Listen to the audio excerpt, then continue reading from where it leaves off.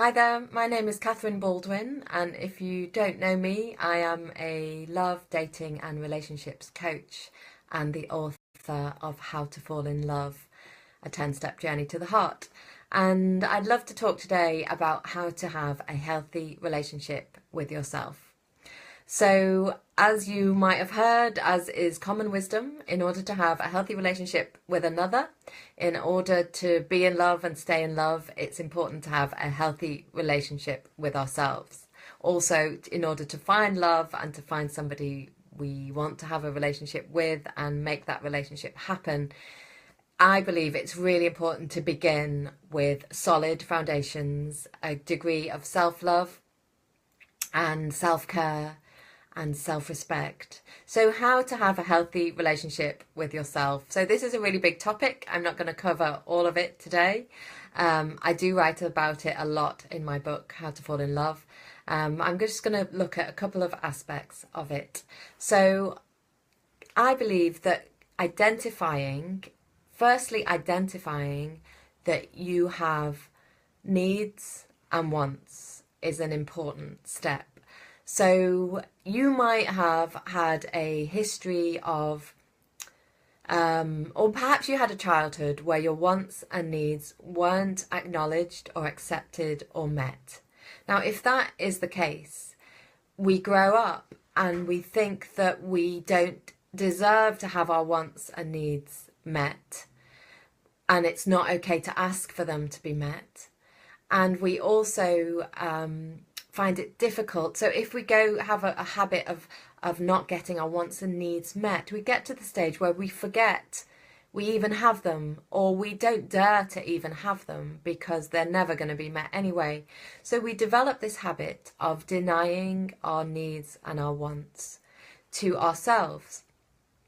So for example, you might need rest or sleep or nourishment or a hug or touch or fresh air or exercise, a break, a lie down. They're all needs that we can have at any point throughout the day. And identifying those needs is, I believe, is the first challenge. So, for example, I can sit working at my laptop for hours and hours and hours and hours, and then at some point I will desperately need chocolate or a chocolate biscuit. And whereas what I actually need, my actual need in that moment, is for a break, for a rest, probably to do something completely different, go for a walk, go down the beach, do some exercise, take the pressure off, stop trying to do it all at once. But I haven't taken the time to identify the real need. So I've just gone with the quick fix. So if I give myself food or sugar or biscuits, then maybe that need will go away.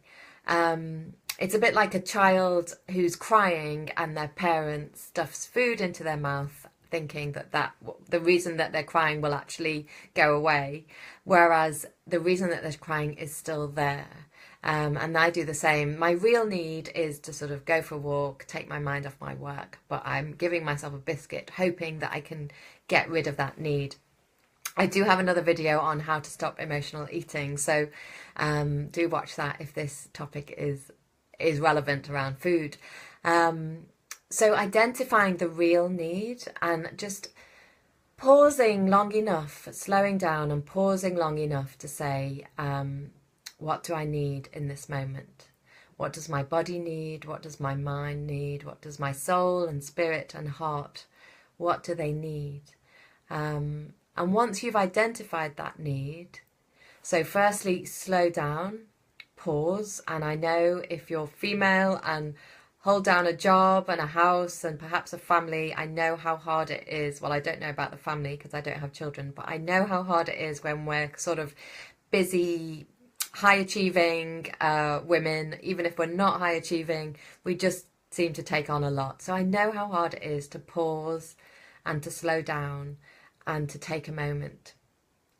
However, I also know how important that is. And if you've read my book, the first chapter is very much about pausing, slowing down, and what I call stepping inside. So connecting to the real me, to my real feelings, and identifying my needs. So pause and slow down. You can do that through sitting still with a cup of tea, through meditation, through,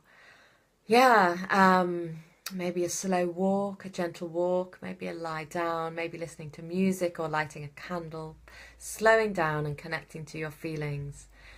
And as you can connect to your feelings, you can start to ask yourself, what are my needs? Do I have needs that are not being met? And once you've identified your needs, you can find a way of meeting them. So there isn't always a simple solution to meeting our needs. Maybe you need sleep and there's just no way of you getting it in that moment. Maybe you need to stop working and you've got a deadline. However, becoming aware of our needs and becoming aware of how we might neglect them and might not meet them is a really important step. I'm all about awareness. So even if today we can't change the pattern, if we can become aware of it, that is the first step towards changing it. And the more we're aware of it, the easier it is to change it. So recognizing that need, and if you can, meeting it. So if you need rest or sleep or nourishment or water, meeting that. You might need a hug and there might be nobody there. So is there a way that you can give yourself a hug? A sort of virtual hug from a friend perhaps, or a phone call, or maybe a warm blanket or a hot water bottle, or your favourite song. So find ways. If it's not easy to identify, if it's not easy to meet the need, see if you can get around that. See if you can find a way to do that. Why is this important? Well, let's think about being in a relationship, perhaps the early stage of a relationship. The early stages of relationships, or many stages of relationships, all about navigating our different needs and wants, and that can be tricky. So obviously, if we don't know what they are, or if we're not able to meet our needs ourselves, we'll be asking for the other person to meet all of our needs, and that's putting too much stress and pressure on that person and on the relationship. So the more of our own needs we can meet, the better.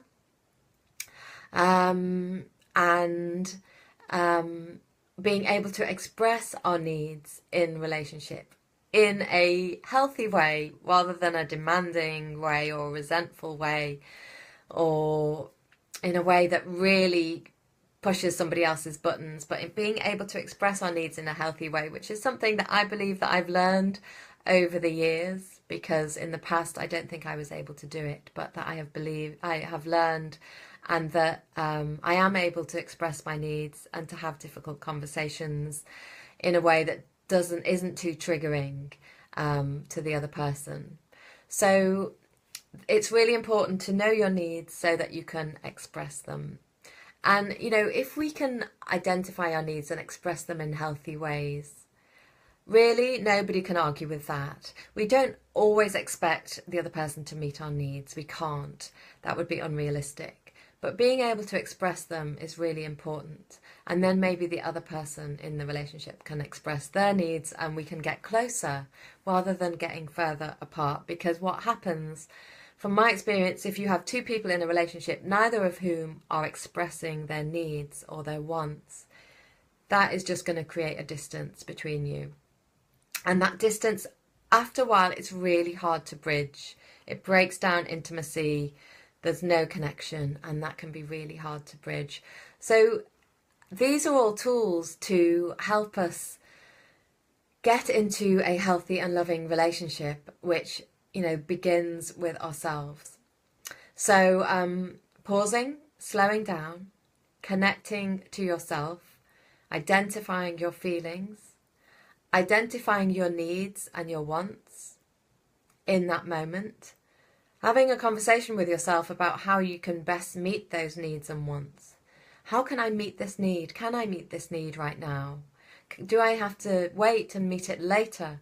Can I make sure that I'm not pushing that need away or denying myself or neglecting myself? Am I caring for myself?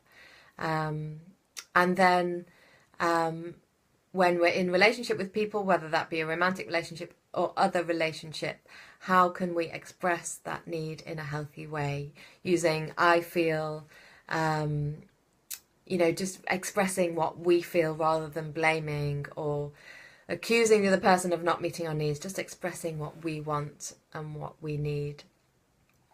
So that is one way, one small way to have a healthy and loving relationship with yourself. And I'll just mention one other thing, which is a question that I use a lot in my coaching and in my Love Ladies community, which is this in my best interests?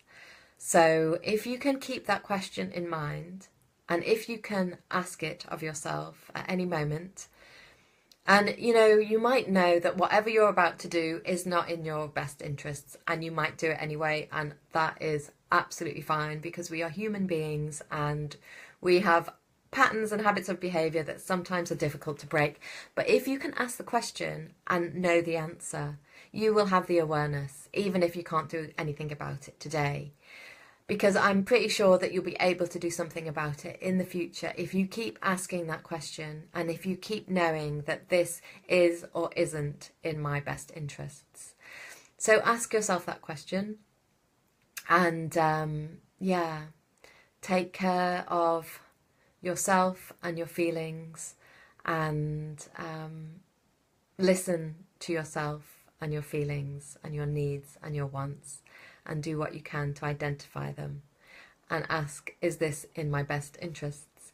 So thank you for watching. If you'd like more information about my work, howtofallinlove.co.uk. I run workshops, I do one-to-one coaching, and I run retreats. So all around the topic of love, dating and relationships, and having a healthy relationship with ourselves. Thanks again. Take care. Bye.